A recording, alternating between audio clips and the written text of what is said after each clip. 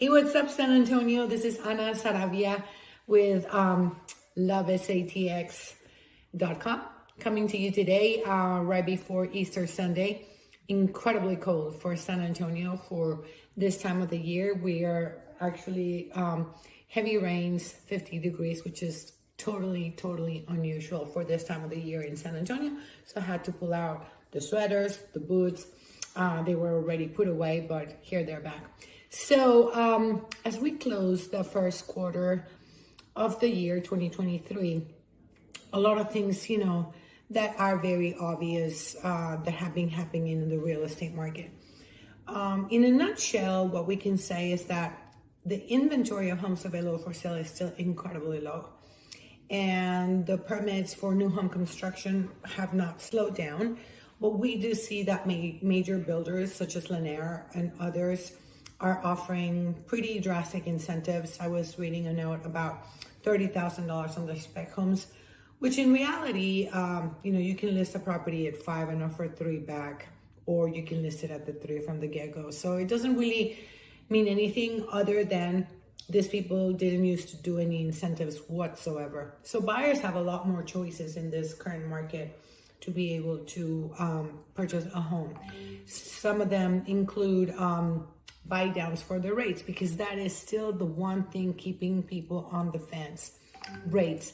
But even in a market like this one, we've seen that just in the last month, or the last quarter, I should say, prices have gone up 2.2%. So again, coming back to the same thing, are you gonna wait for rates to come? It's very possible that we will never see in our lifetime rates at 2 and 3 like we had. They should stabilize. I was listening to the news earlier today, and apparently the Fed is still considering another hike for next month. So I'm not economics expert by any means, but obviously that is going to keep on impacting what's going on with the inventory, because all the sellers that have rates at the 2, 3s, and 4s, why would they sell? Prices have gone up, rates have gone up, so it would be a very poor decision to make. But keep in mind that there's always people that have to sell because they're upsizing, downsizing, relocating, etc. There's a whole bunch of reasons why people have to sell, and people need to buy because they're getting married, they're getting divorced, they're having kids, etc. So yes, there's possibly between, it depends on where you read, 32% decline in sales. Yes, we can feel it. It's very palpable. But the other thing to consider, even though, rates have come down, again, inventory holds steady at 3.3 months, and sellers are getting anywhere between 93 and 97% of their sales price, which is incredible.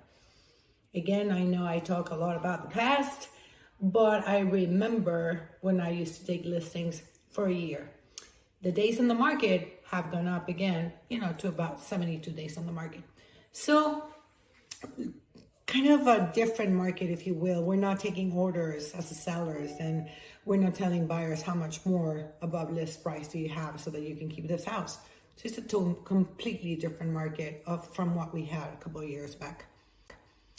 That brings me to suggesting that you really talk to a professional, because you could be leaving as a seller a lot of money on the table if you're not sure how to navigate all these new conditions.